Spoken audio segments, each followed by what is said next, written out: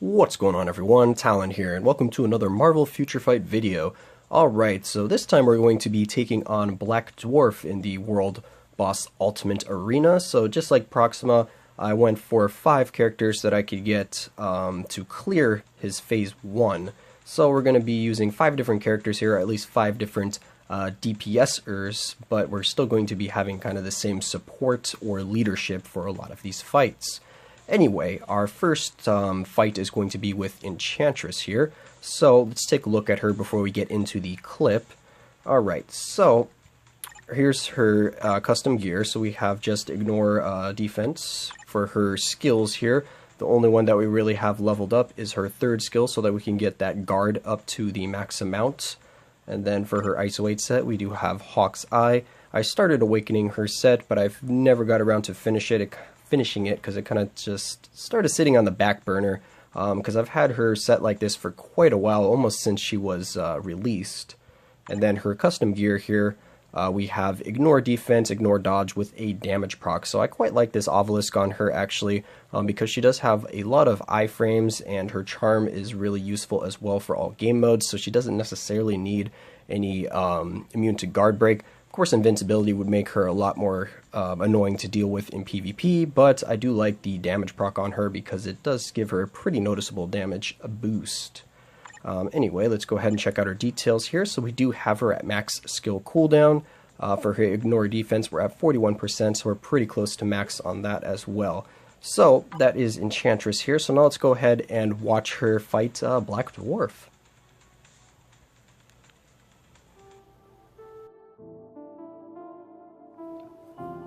Okay, so this is the team we're going to go with for Enchantress. We have She-Hulk for the leadership, and then we actually have Cyclops for the passive that he gets at his tier 2, which is increase energy attack by 10% for all allies. So we're going to take advantage of that because I don't have Warwolf, or else I probably would have used him here. And anyway, for strikers, of course, we do have some pretty powerful strikers, but then again, Black Dwarf is really annoying to deal with, so I definitely wanted to use everything I could to make sure that I won the fight.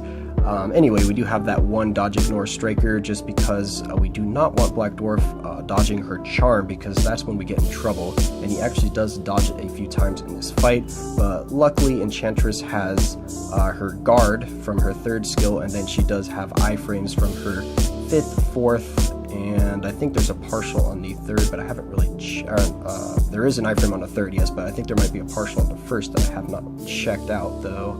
But anyway, it's still a pretty easy clear for Enchantress. As long as you get him charmed and keep him charmed, she's able to put out enough DPS to take him down. So let's go ahead and just let her finish him off.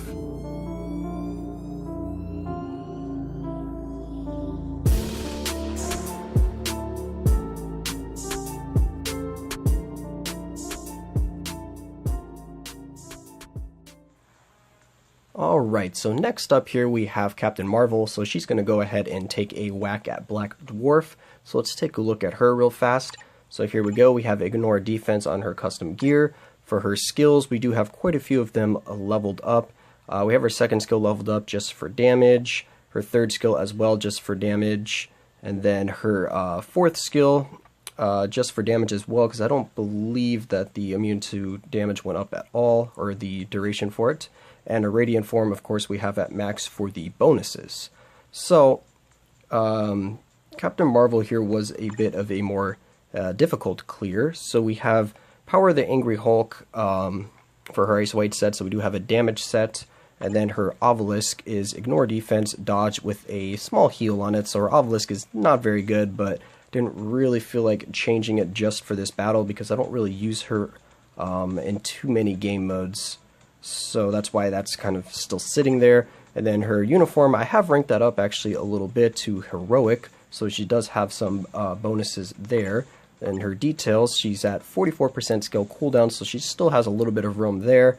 And then we have her ignore defense at 45%, but even with a 44% reduced skill cooldown, I was still able to chain her damage immunity for the full duration, so it was up the entire fight. The only thing that made this fight difficult was the damage output, so that is the main reason why I actually have her 2nd skill and her 3rd skill leveled up, because I did need to level those up just to be able to clear in time. So let's go ahead and take a look at her fight against Black Dwarf.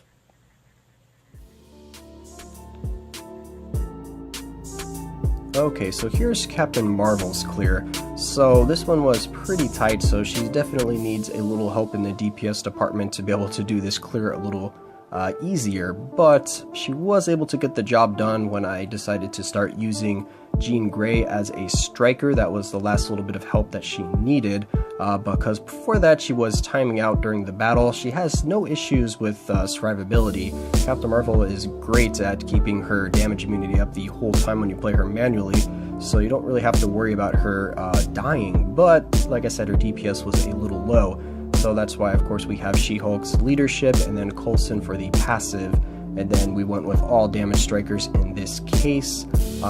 Dodge Ignore might have been an option here, but I haven't really thought about it too much. I probably would have taken out Hyperion for a Dodge Ignore striker if I did try that, but we were able to get the clear here with Captain Marvel.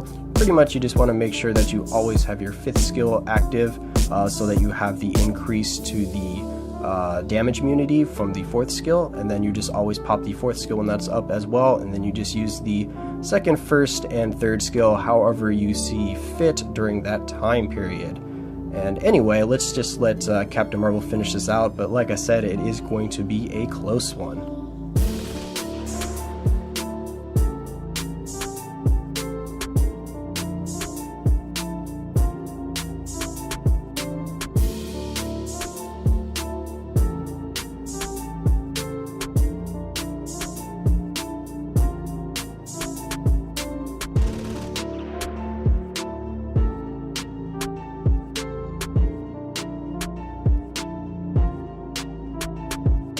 This is a Chuki production.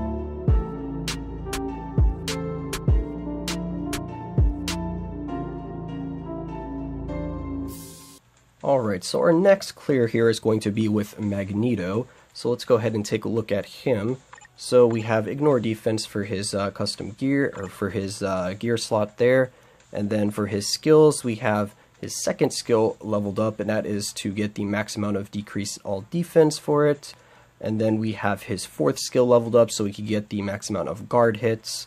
And then his 5th skill is leveled up just to get more of the bonuses from the buff. And then his ISO weight set, we have Power of the Angry Hulk, so we do have an attack base set on him. And then for his Obelisk, we have a max HP with a 5 seconds of invincibility, and immune to fear is just happens to be the stat there. Mainly was going with the invincibility because it makes him a real beast in PvP. But as you will see, even at tier 2 here with no damage proc Obelisk, he is still able to clear phase 1 of Black Dwarf. So let's check his details really fast. So we are at 47% skill cooldown, only 26% ignore defense, so that could use some work. But he was still able to get the job done, so let's go ahead and watch his fight against Black Dwarf.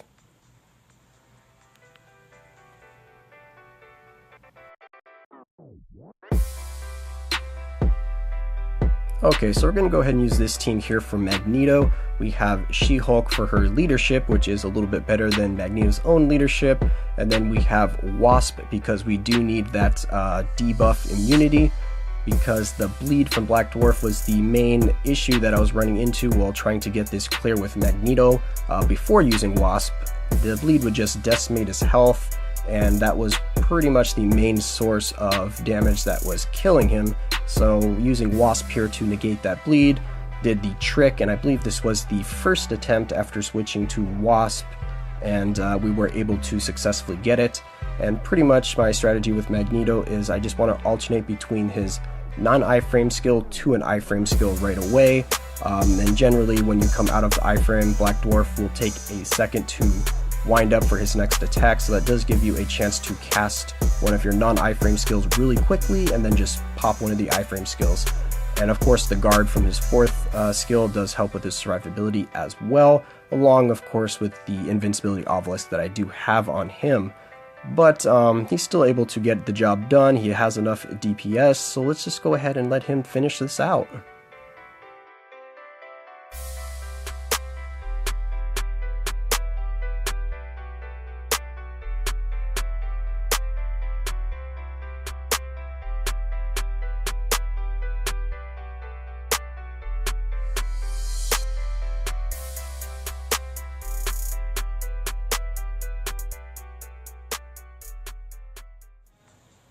Okay, so our next clear is going to be with Dormammu, so let's go ahead and take a look at him real fast. Alright, so we have Ignore Defense on his gear slot here, and yes, Dormammu does have Uru on him. They're not leveled up too high, it's mainly just 4-star Urus on Dormammu. He has, of course, Energy Attack and some Ignore Defense on him.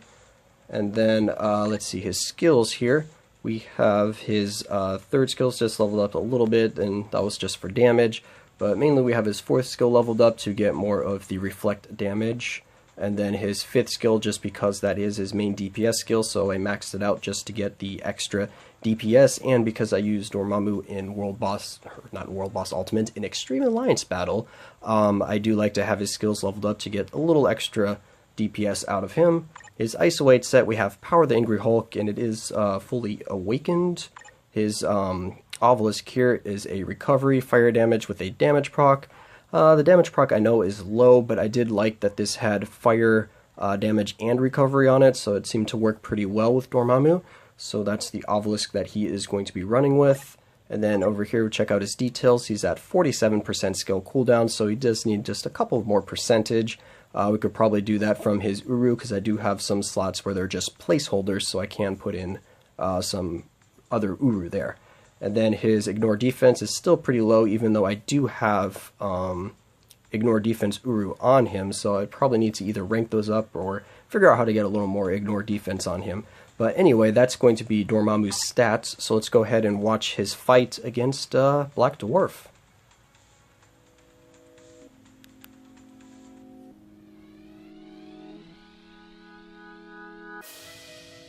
Alright, so for Dormammu here, we're going to go ahead and use Satana's leadership for that increased fire damage. And then we're going to be using Wasp, of course, so we can negate that bleed from Black Dwarf. And also because, of course, Coulson's Tier 2 will not work for Dormammu because he is a villain. But anyway, so for Dormammu, you're kind of going to do the same strategy as Extreme Alliance Battle to a point. Sometimes I work in the fourth skill just because.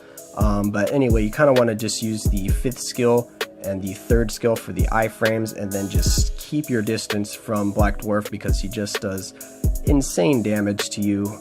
As you can see, he did get Dormammu once right there, but of course Dormammu comes back, and he's going to be putting in some more work for us. And as you will see at the end here, Dormammu does actually end up dying, but because we have Satana and Wasp available to us, they are able to finish the job with the last little bit of health that Black Dwarf has left. So it was a team effort, but Dormammu did most of the work here. So let's just go ahead and watch the rest of the clear.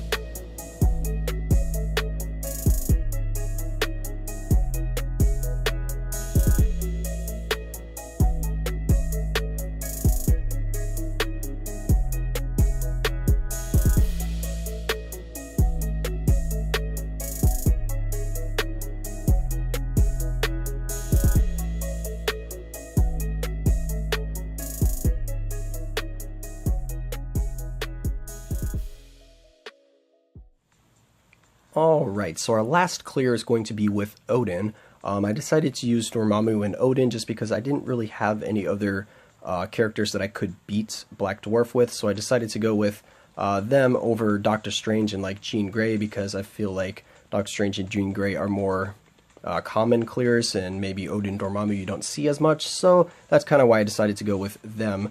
But anyway, let's go ahead and take a look at Odin here before we watch him in action. So we're going to have Ignore Defense here, and I have not reassigned any of his Urus, but I only had 2 gears with Urus anyway, so these are just the ones that Netmarble put here after removing the Urus. Let's see, his skills, we have his third skill, of course, maxed out because we want to take advantage of those guard against hits. And then besides that, we have its fifth skill maxed out so that we can just get more damage off of it because that is his most damaging skill. His Isolate set is just Power the Angry Hulk, and I do not have his maxed out. I have not really worked on Odin too much yet. His custom gear here is Ignore Defense with a damage proc. Also, again, it's kind of just a placeholder until I get a immune to guard break with a damage proc that I like that I'll put on him. But right now this is what he is working with. And now let's go ahead and check out his details. Alright, so he's at 47% skill cooldown and 45% ignore dodge, so he's pretty close to cap on both of those. And also, you will notice that he is still sitting at only 4 stars instead of 6 stars for his mastery, and that is just because I have never gotten around to that, because I just keep tier 2ing other characters naturally, so I haven't really used any of the Chaos Nordstones on him, because for those last 2 stars right there, for the 5th and 6th mastery, it's pretty much almost the same as tier 2ing another character in terms of how many Chaos Nordstones I'm going to be using, so I kind of was like, do I want to finish mastering him, or do I want to have an additional tier 2? And so far the additional tier 2s have been winning out, but eventually Odin will get finished up. Anyway, that's enough about that, so let's go ahead and watch Odin's fight against Black Dwarf.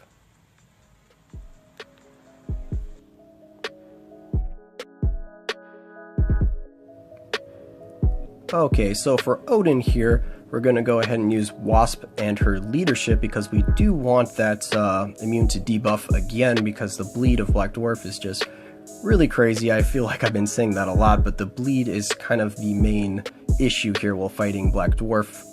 And then we have, of course, Coulson for his tier 2 passive to help out Odin with his damage. And mainly with Odin, you're just going to want to make sure that you always have the 3rd skill up whenever possible, because you want to keep that guard going. Because without that, Odin can die pretty quickly. And of course, you do always have the 5th skill that gives you that 2 seconds of damage immunity, I believe it is. Maybe, it might be 3, but it does give you some damage immunity briefly, which can help. And of course, Odin's DPS is really nice, so you don't really have to worry too much about not having a leadership there outside of Wasp. But anyway, Odin is able to do pretty decent job here until the end, when he almost gets pretty much one-shotted, or well, he's at like half health, but he pretty much dies in 1 hit, and then we have to end up finishing it out with Wasp. But again, another team effort, so not too worried about that, because Odin did most of the work. Anyway, I hope you enjoyed these 5 clears against Black Dwarf. He definitely was a pain to fight, and did not enjoy some of these battles. But anyway, I just felt like making this video. I hope you enjoyed, and of course I will. Catch you in the next one.